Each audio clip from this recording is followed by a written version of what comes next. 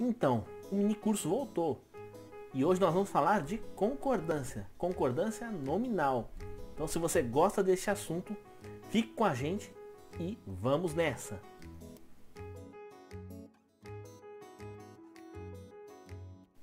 E aí, gente, tudo bem? Aqui é o Bruno e nós vamos agora voltar a falar de gramática. Nosso mini curso ficou alguns dias parado, mas nós estamos voltando aos poucos e estamos na reta final. Como já havia dito anteriormente em outros vídeos, nós vamos falar sobre concordância, no caso concordância nominal, e no próximo vídeo concordância verbal. E vamos encerrar o nosso mini curso, pelo menos o nosso cronograma básico, com o assunto regência nominal e regência verbal. Então, feita essa apresentação, vamos à nossa aula. Então aqui algumas explicações gerais para não fugir à tradição. Bom, como podemos definir a concordância nominal? Trata-se de uma relação de determinação ou de dependência morfossintática existente entre os elementos formadores dos sintagmas nominais. A gente viu em outras aulas o que seria um sintagma.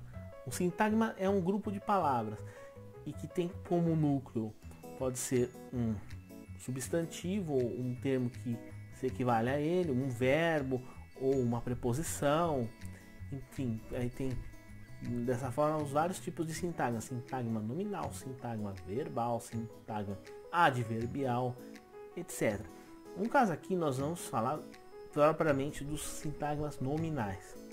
Vamos tomar como núcleo o substantivo, porque ele é o termo principal de um sintagma nominal. Então, tudo aquilo que estiver relacionado com este termo nuclear, este substantivo, ele vai exercer alguma relação ou de determinação, como no caso dos artigos, que definem, transmitem noções de precisão ou imprecisão, ou de masculino ou de feminino, ou de singular ou de plural, da mesma forma que os adjetivos, os numerais, os pronomes adjetivos, etc. Então, regra geral: os adjetivos, pronomes adjetivos, artigos, numerais e particípios concordam em gênero e número com os substantivos a que estão relacionados. Então, tendo um substantivo no masculino plural, todos os outros termos que estiverem relacionados a ele, seja adjetivo, numeral, artigo, vai, a depender das características desse termo, concordar em gênero e número. Então vai variar masculino, feminino, singular e plural. Essa é a chamada regra geral da concordância nominal, então aplicável à maior parte das situações. Mas, como é comum na língua portuguesa, há os vários casos particulares, exceções que a gente precisa trazer aqui e que vão formar todo esse conjunto de normas, de conceitos da concordância nominal. Vamos a alguns deles. Adjetivos e outros termos podem associar-se a termos substantivos ou palavras com valor equivalente, como por exemplo pronomes substantivos, atuando como adjuntos, adnominais ou predicativos.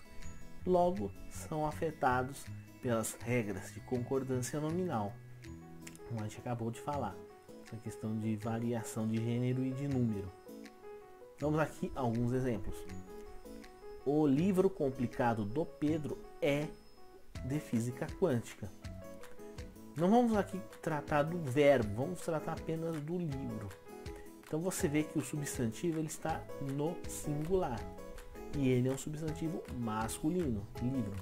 Então o termo determinante que está associado a ele, um artigo, ele necessariamente precisa estar também no singular e também ser masculino. Então, o livro. No exemplo seguinte, já há uma variação de plural. Então, nós temos livros. E por conta disso, os livros. Precisamos, então, flexionar o artigo para o plural. Os livros de física são caros demais. Próximo exemplo. apresentação. A apresentação é um substantivo feminino. Então, se eu uso um artigo para determiná-lo, então ele precisa também estar no feminino. Feita a apresentação, agora vamos dançar. E já no outro caso, também um outro substantivo, mas novamente masculino, também vai para o plural. Esclarecimentos, se trata de um substantivo masculino plural. Então, depois de dados os esclarecimentos, o prefeito retirou-se para o seu gabinete. Então é exatamente isso. Nós estamos falando de, aqui no caso, usamos artigos. E os artigos, como nós falamos há pouco, concordam em gênero e número com o substantivo ao qual está relacionado. Tudo bem? Agora nós vamos às chamadas regras especiais. Aí as chamadas particularidades que nós precisamos nos atentar. Os casos contemplados por essas regras especiais envolvem a relação entre adjetivos e substantivos. Outras palavras com valor adjetivo comportam-se como adjetivos nesse caso. Então aqui são várias situações em que a regra geral é de algum modo modificada. Então tem outras peculiaridades que precisam ser consideradas antes de se fazer a concordância. Primeiro caso, adjetivo pós-posto a dois ou mais substantivos, ou seja, o adjetivo vem depois de dois ou mais substantivos. Quando isso acontece, ele pode concordar tanto com o que estiver mais próximo, o segundo, no caso, o último substantivo, a depender, seria o último dessa sequência de substantivos, ou ele vai para o plural. Então ele vai se referir a todos os substantivos. Então vamos aqui a dois exemplos. Os policiais prenderam a moça e o rapaz forte. Vou falar os dois, o segundo exemplo logo em sequência. Os policiais prenderam a moça e o rapaz fortes. O que está de diferente aqui? Bom, obviamente nós vemos que em um caso o adjetivo está no singular e no outro caso está no plural. Mas qual que é a diferença? Nesse par que a gente trouxe aqui, não há simplesmente uma alteração de concordância. No caso, a concordância aqui ela é importante para se desfazer uma ambiguidade. Porque vamos pegar o exemplo 1. Quando eu falo prender a moça e o rapaz forte, aqui a ideia de forte está associada unicamente ao rapaz. Então, se a ideia assim, de quem criou a frase é essa, ou de quem disse a frase é essa, está correto, mas é importante dizer que essa característica da forma como a frase está formada está associada unicamente ao rapaz e não à moça. Se por acaso há o objetivo, a intenção de atribuir essa característica forte aos dois elementos, moça e rapaz, então utiliza-se aqui o plural. O plural ajuda a desfazer a ambiguidade, porque ele traz essa ideia com mais clareza, essa ideia de forte para tanto a moça quanto para o rapaz. Essa questão da concordância é muito importante, como no caso aqui, não só por uma questão de estilo, de bem escrever, mas ele também é importante na construção do sentido. E como vemos aqui, um plural, um singular, fizeram muita diferença. Então, nesse último caso, se o gênero dos dois elementos for diferente, como é o caso aqui, o adjetivo vai para o masculino. O masculino que é tido como, na língua portuguesa, como o gênero neutro. Quando masculino, elementos de gêneros diferentes se misturam, se estão juntos, então para se você referir de uma mesma, como um grupo você utiliza o adjetivo no masculino. E masculino aqui, masculino plural. A moça e o rapaz fortes. Há uma polêmica em relação a esse assunto, da questão do uso do gênero, dos substantivos, do masculino, do feminino, do neutro, que eu gostaria de tratar em outro vídeo, e espero que vocês acompanhem o canal, que vai ser um vídeo especial, um pouco diferente do que a gente está acostumado a trabalhar, mas eu acho que é importante a gente tratar desse assunto que está muito em discussão por aí, e é bom a gente também falar dele com propriedade. Segunda situação, o adjetivo pós-posto a substantivos sinônimos ou que expressam gradação. Gradação é uma alteração de intensidade, de grau, ou uma sequência. Aí ele pode, nesse caso, quando há essa situação, o adjetivo pode concordar. Ele pode, não necessariamente que ele tem que concordar com o mais próximo. Ele pode. Vamos ver no exemplo aqui. Todas as pessoas presentes foram tomadas de uma alegria, de uma emoção, de um entusiasmo arrebatador e indescritível ao final do espetáculo. Aqui a gente vê claramente uma situação de degradação.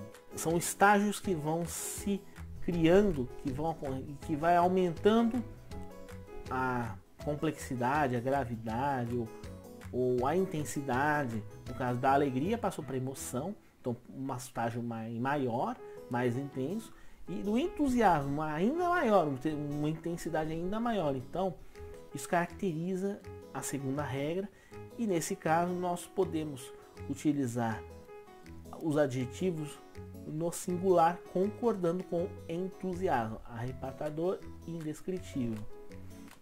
Você pode usar o plural? Pode, mas não necessariamente. Você pode também usar, como nesse caso, o singular, desde que haja essa noção de substantivos sinônimos ou que expressam gradação.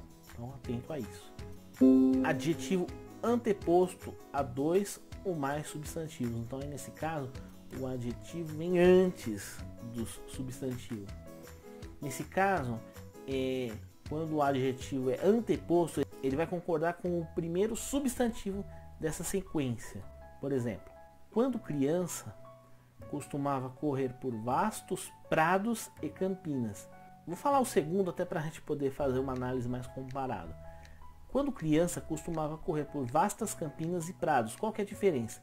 A diferença foi que os substantivos estão numa ordem diferente. E aí o que acontece? Na primeira frase, como prados é o primeiro substantivo da sequência, o adjetivo obrigatoriamente vai se concordar com ele. Então ele vai para o masculino plural, vastos prados. Já no outro caso, como é Campinas, que é o primeiro da sequência, ele é um feminino plural, então vasto vai para feminino plural, vastas. Então, vastos prados e campinas, vastas campinas e prados. Então, nesse caso, é atentar-se assim, no caso do adjetivo que está anteposto, que vem antes de dois ou mais substantivos. Ele concorda com o primeiro, tá? Agora, adjetivo anteposto, assim, também é um que vem antes dos substantivos, mas nesse caso há nomes próprios ou nomes indicativos de parentesco, com pai, mãe, tio, cunhado, sobrinho. Nesse caso, vai pro plural. Então não importa se, por exemplo, um é masculino, o outro é feminino. Então, no caso aqui, vai para o plural.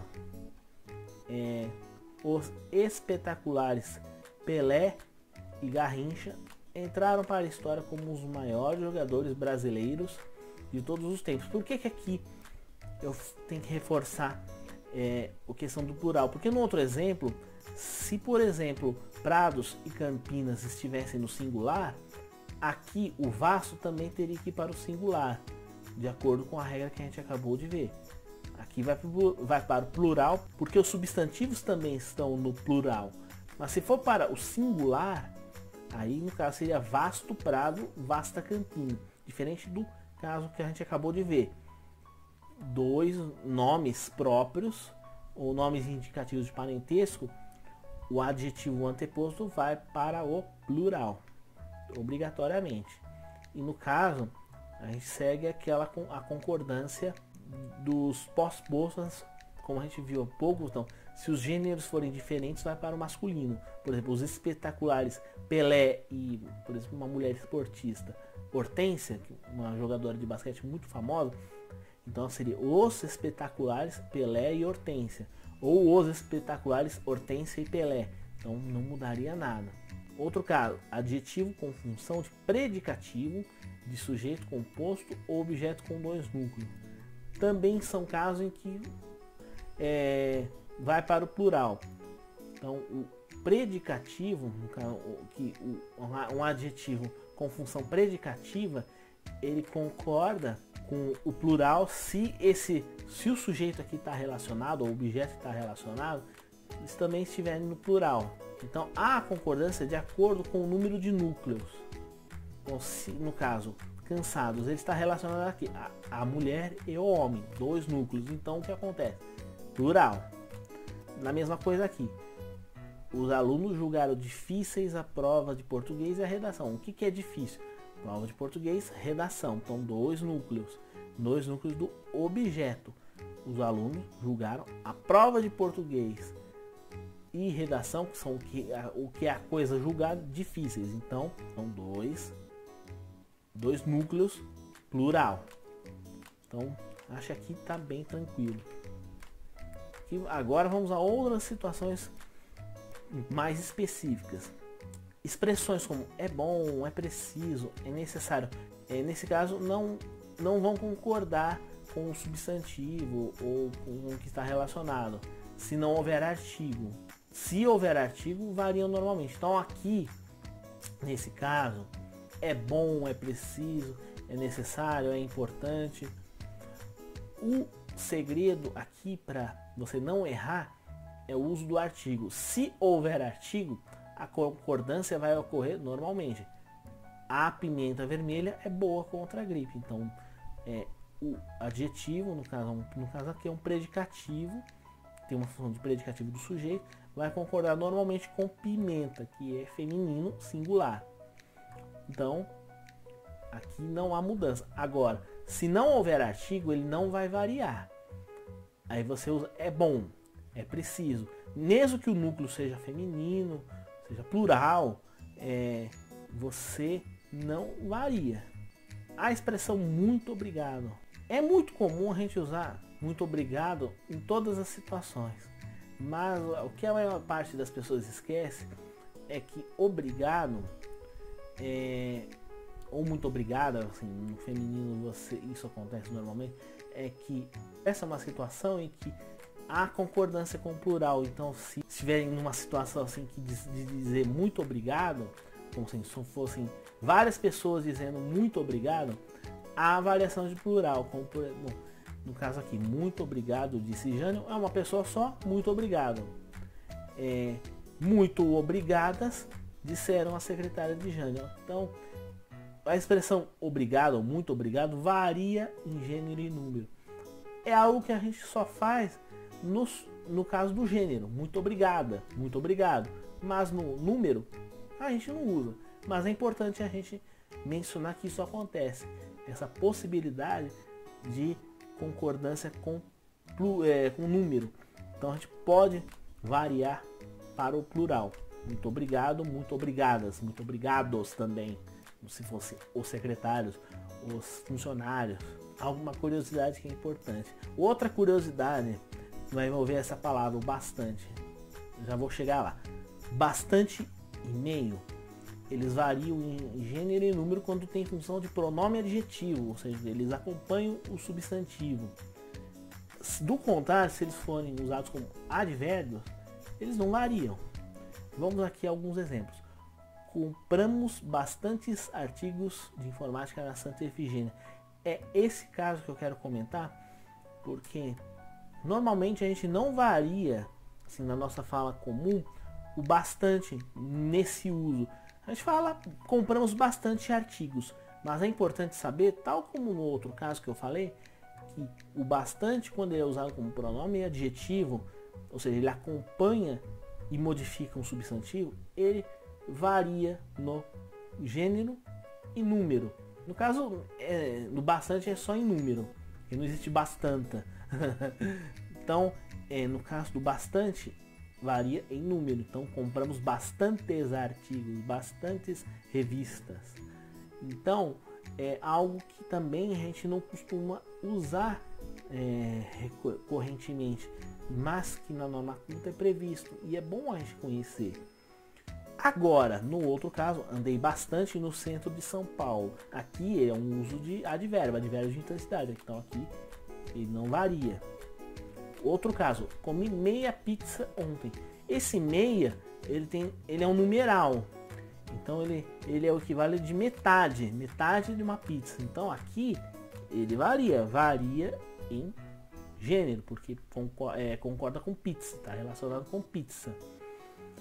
Diferentemente, a pizza estava meio passada, é um advérbio de modo, então aqui não varia. Meio, com sentido de numeral, ele varia. Bastante, com sentido de... no caso seria pronome indefinido, equivalente a muitos, alguns, assim, está na mesma categoria, também varia. Agora, advérbio nunca varia. Mais algumas situações. Menos. Invariável em qualquer caso, porque menos é um advérbio de intensidade. Depois das explicações do professor, os alunos ficaram com menos dúvidas. Então, advérbio de intensidade sem variações. Mesmo e próprio devem concordar em gênero e número com a pessoa a que fazem referência, que é uso também como um pronome adjetivo, que acompanha e modifica o sentido do substantivo. Estamos cansados das mesmas promessas de sempre, ou estamos cansados dos mesmos candidatos de sempre. Então você tem uma variação de gênero e número, mesmas, mesmos, mesma, mesmo, de acordo com o substantivo a que se refere. Da mesma forma, próprio. As próprias moradoras decidiram construir uma creche no bairro. Os próprios moradores decidiram construir uma creche no bairro. Mesma coisa, mesmo tipo de variação. Variação de gênero e de número. Anexo e incluso variam em gênero e número de acordo com o substantivo que modificam. Uma outra situação. Não, é muito comum usar a palavra anexo de forma invariável.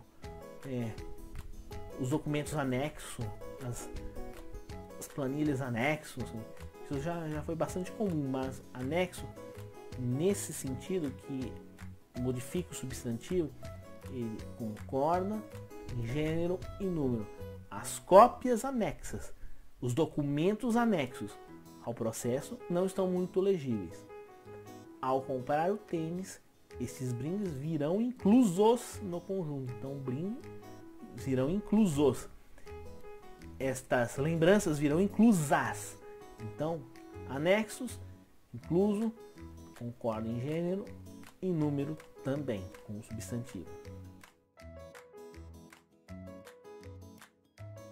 Bom, gente, assim nós terminamos essa primeira aula de concordância. Tratamos de várias regras de concordância nominal. Na próxima aula, o assunto será a concordância verbal, que vai ser um pouco mais extenso. Há várias regras a gente considerar, mas espero que possa contar novamente com a sua companhia. E se você estiver gostando, então não deixe de curtir, de compartilhar, de comentar o que você achou do nosso vídeo, porque isso vai ajudar bastante o nosso trabalho, a gente continuar sempre melhorando, trazendo sempre conteúdo novo para você. Tudo bem? Então eu espero que você tenha gostado, tenha tirado proveito e nos vemos no próximo vídeo. Um grande abraço, fique com Deus e até a próxima.